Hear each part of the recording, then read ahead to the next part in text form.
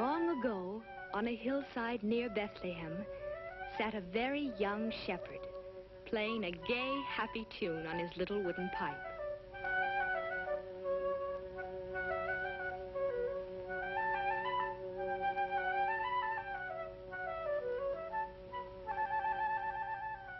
In that year, the Emperor of Rome had ordered all the people to be counted and taxed, each man in his own city. And so the highways were soon filled with travelers, returning to the towns where they had been born. On the road were a carpenter called Joseph and his wife, Mary.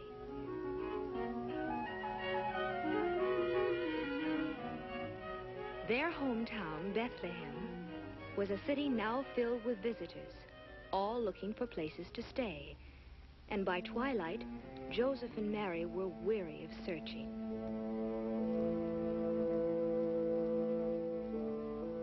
They had tried to find shelter for the night, and while people with plenty of money to offer were taken care of, Joseph and Mary were always turned away.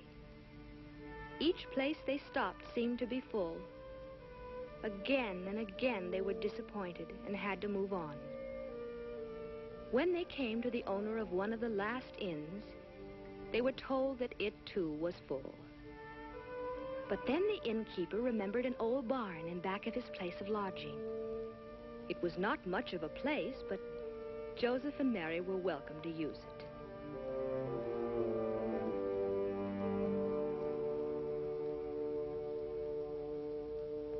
This was where they would stay for the night. And in this old, dingy stable, the animals made room for the unexpected guests. As Joseph made Mary comfortable and the weary tourists took their rest, night settled over Bethlehem.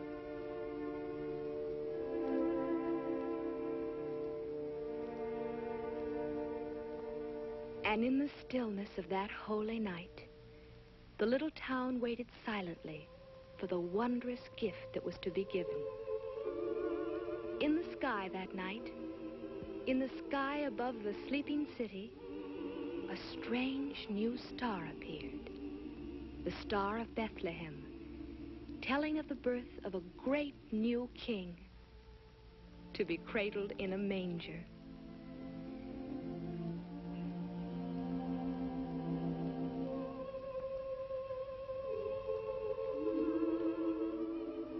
And so it was that Christ the Savior was born in Bethlehem on that silent night so long ago.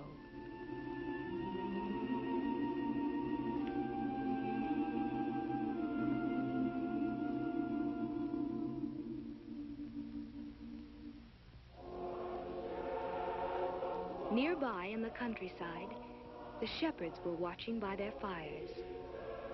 Then, with the star, appeared a light, bright with the glory of angels, angels who sang to them of the birth of a king in a manger in Bethlehem.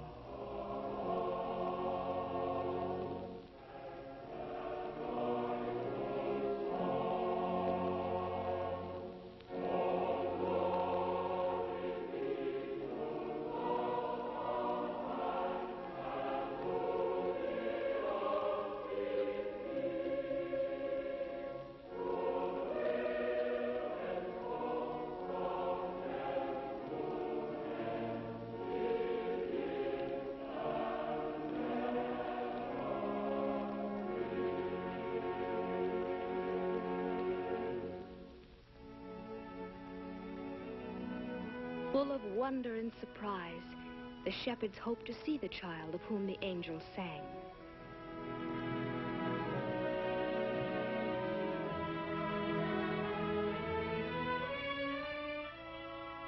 They gathered their sheep together and started toward the town.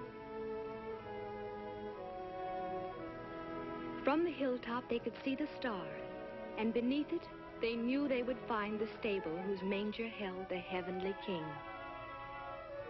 On they came, and the first to arrive was the very young shepherd, playing his pipe. As he saw the baby with Mary and Joseph, he came close to the manger. Before the holy child, the shepherds all knelt and offered to him the beloved pipe, a sheepskin cap, and a little lamb.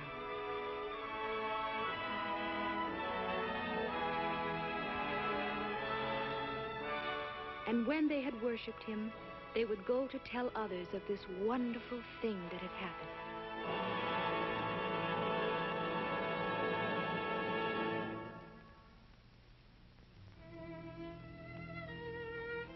Far to the east, there were others who saw the star. In Turkestan, a princely astronomer sat studying his instruments. And suddenly in the sky above, the new star shone.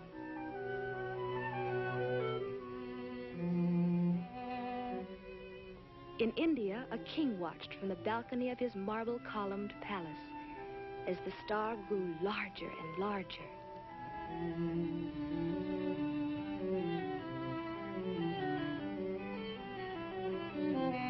And on the desert sands of Arabia, a ruler was gazing toward the heavens, seeing that same star as it told of the new king's birth. To them all, it meant that a king had been sent from God, a king they would worship. Each one set out to follow the star and to bring to the child a gift of love. The astronomer boarded his ship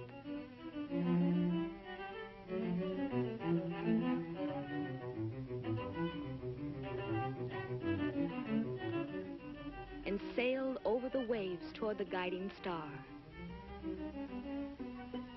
The Indian ruler, on an elephant, moved toward the mountains as the star went before him.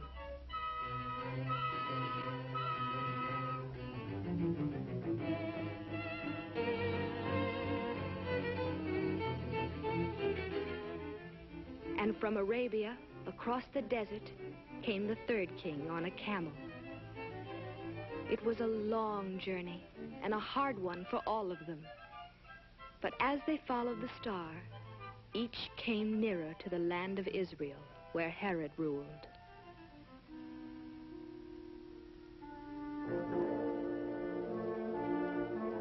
King Herod also saw the star and sent for his counselors.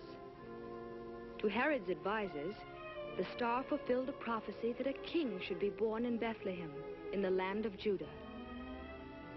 And while the eastern kings continued their journey toward Jerusalem, Herod was disturbed by this unwelcome news.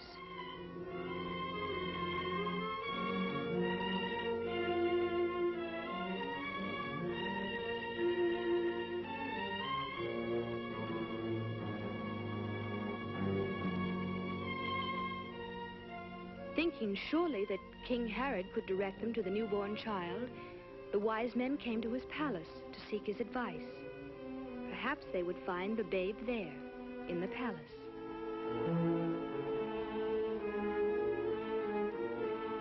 Herod sent them to Bethlehem, saying, "When you have found the child, tell me that I may worship him also." Of course, the wicked Herod had other plans, for he was jealous of the child king. But the wise men, who would be warned by God, were to return home another way. And so once more the kings from the east took their gifts and followed the guiding star. It led them out the north gates of the city, on toward the Bethlehem hills. Then, above the little town, it seemed to stop. At last they knew that here, in Bethlehem, they should find the newborn king. They did find him, and with him the young shepherd who had brought the first gift to the manger. They knew that the star had led them to this child who was the king they were seeking. The wise men went into the Holy Family and offered their gifts to the infant Jesus. Filled with awe and wonder, they knelt before him and put at his feet a crown of gold,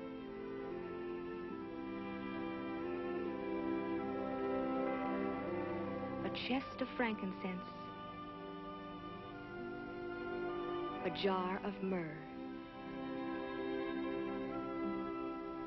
And they worshipped him, the child of the line of David, the Son of God, the King to be called Emmanuel.